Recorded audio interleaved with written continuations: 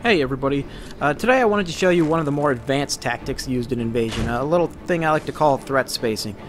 Now earlier I've said it's important to keep your eyes on all of your opponents during an invasion, but in reality that's just not possible. Our minds are not equipped to do that sort of thing. We can't keep track of 3 and 4 opponents at all times, gauge all their attacks, predict all of their movements, etc, etc. See that roll timing? The reason I was able to safely time that roll rather than panic roll away is because of threat spacing. I knew that the yellow was the only person in range, the only person who could actually hit me with their weapon from that point, so the only person I was paying any attention to was him. For this reason I was able to not panic roll, I was able to save stamina, I was able to prevent myself from getting hit. Now, I'm going to show this in a little bit of a more advanced form by using these guys as help. See, the host just popped a seed, which means we can bring all the Herald Knights into the fun. You see, the threats I have to space now consist of the Herald Knights, the Host, and the Phantom. It's much easier to think how far away from me are they than it is to think what are they going to do next. This just requires less mental power, less ability, and it's easier this way. So we're going to try and get this Herald Knight to kill. Oh, there it goes. Herald Knights are better than Invaders. They probably killed more Hosts than we ever have. And now that it's just the Host left, he's pretty much dead. All this talk of spacing, and I can't even space one person. Alright. Let's finish him off. Nothing to the Murakumo, the master of chase downs.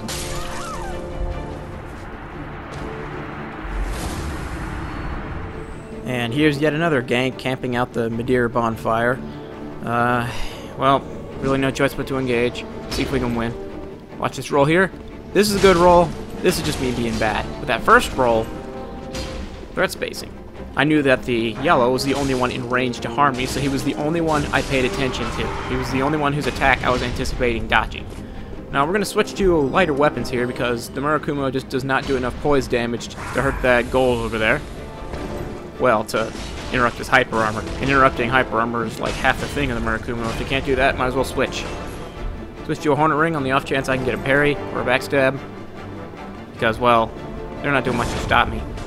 As you can see, I'm being really tentative here, because any attack against them would put me in range of Mr. Ultra Greatsword, and that could cause me to just instantly be killed. But he's got a Dark Infusion on that thing, meaning it does ridiculous amounts of damage. Now, what I'm doing here is getting them to go into enemies and hoping they split up, like that, so that I can get a shot at one of the Phantoms, do some damage while I have the chance. There's the heal. This is going to be a lot harder than I thought. We'll hang out here for a bit, hope they walk into the trap, but they're probably anticipating this. I imagine this isn't their first gank. Yep, you rolled, but Straight Sword has so many attacks you basically can't roll around it. You can roll away from it, but definitely not around it. Back to the same strategy as before. Oh, fire bombs.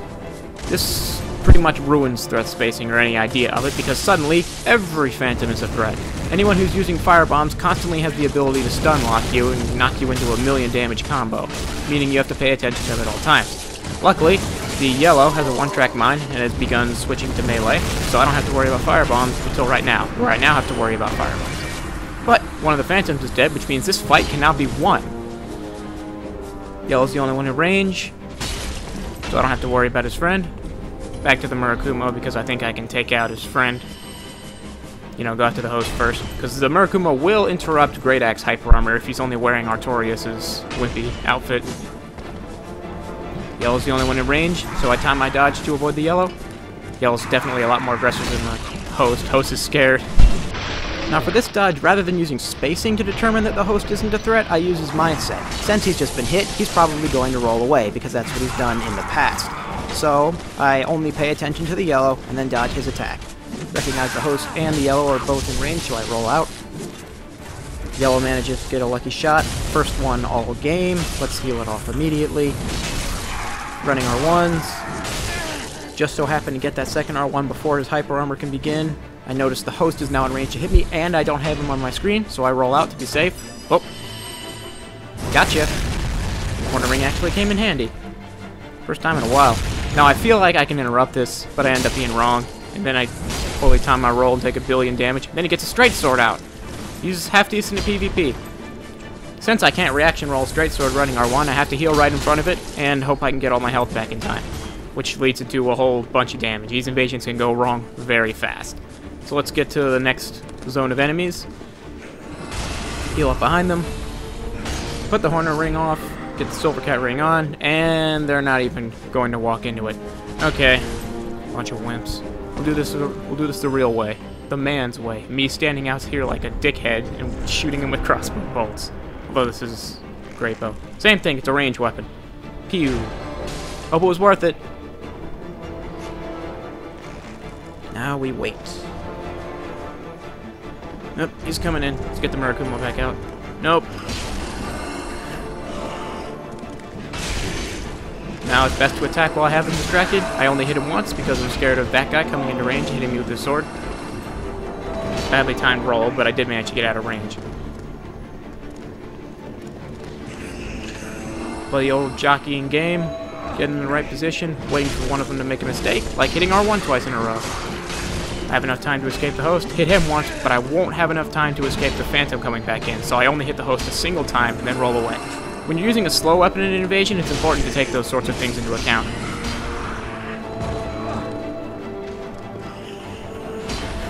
Running R1s are relatively risk-free, so I hit him, watch his other Phantom for the counterattack, swings twice in a row again, but I'm not totally confident in my ability to get out before the host hits me, so we wait. Oh, look! Same thing happened a second time. You leave the host alone for a single second and he just goes and gets himself killed. GG. Not good enough to gank. Now I'm going to show you what a mage does to this whole threat spacing idea. Throws it right out the window. A mage is a threat at all times because whenever he wants, he can use a completely risk-free Crystal Soul Spear for the potential of 1,000,000 damage and wiping you out in a single attack. Now I had the element of surprise there, so I didn't have to worry about him for a second, but now I do. And here he goes with Soul Arrow after Soul Arrow after Soul Arrow. Seriously, the extent of a mage's PvP skill is cast spells, and if he gets close, hit R1 and pray everything turns out okay. Worked pretty well in ganks, but not going to be effective when I can get you on your own. So now that he's coming at me with a melee attack, since I've dodged all his spells, I immediately teach him just how wrong it is to do that. And he goes back to casting spells, the only other playstyle he understands. Stays behind the host, lets him cover him, and while he's healing, well, not healing, drinking Ashen Estus so we can cast more scrub spells and do more pew-pews. Oh, shoot, bad roll catch. I know he's not a threat for that time that he's drinking Ashen, so I can hit his host friend. Now, spell dodge, I can't attack the host at all, so I go after the mage first like any good invader should, but he can keep getting cover behind the host, and he can basically do this forever. So let's roll out, make sure we don't get plunged. Now it's unsafe for me to move too close for very long, because at any point, that host can do a plunge attack and probably kill me in a single hit. So I'm going to have to hope he makes a mistake. And Crystal Soul Spear, Soul Mass True combo, never seen that one before. More Crystal Soul Spears, like come on, can't you be a little bit more creative? Use Great Soul Dregs, it's harder to dodge and it prevents me from getting away. He's coming at me with melee because all of his spells have failed him. Just teach you the error of your ways. Can I finish him off? Nope, host gets in the way. Luckily, he has no armor, so I can interrupt even a Great Mace's attacks, as long as I'm using the Murakumo. I'm listening for the sound of a spell. I only attack him once, so that I don't get locked into one and take a Crystal Soul Spear for the back. In the back, anyways. And one of the good things about mages is that you can always hear their spells. Although, you know, if you screw up and let that happen, then you have to run away. Get behind some cover so I can heal and not get punished by a spell. Continues casting Soul Arrow uselessly. Oh, that was bad. Now, I don't know what was wrong with my spacing there. I swear I was out of range. I guess I wasn't, so I get frostbitten because that thing can build up frost damage even when it doesn't hit you. Thank you, FromSoft. I don't know why that's coded the way it is. Mage is still a threat, even all the way over there. The host, on the other hand, is not. So I can do this in relative safety. Because being frostbitten in an invasion is a death sentence. You need that stamina recovery. And there's the I don't get to hit you spell. I hate that thing. Nope. I knew we wouldn't have time to cast a spell before I hit the host. See how I'm keeping both of them in my line of sight right now? Because I have to. That one's a mage. And I really want the mage dead.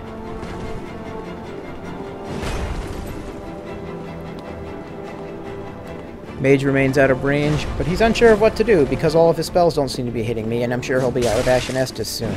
So now he's going to use spells more conservatively, which is good. It's about time. The host is unafraid to attack because he thinks he has backup from the mage, and he's right. But he won't be right for long. Buddy, you know what happens when you try melee. It doesn't work. You get hit, you take damage. You're not good enough at the game to use things that aren't Crystal Soul Spear. And now that the host is alone, threat spacing is not really important at all. I just need to hit him. Down you go. Well, that's how you handle multiple opponents at once. See y'all later.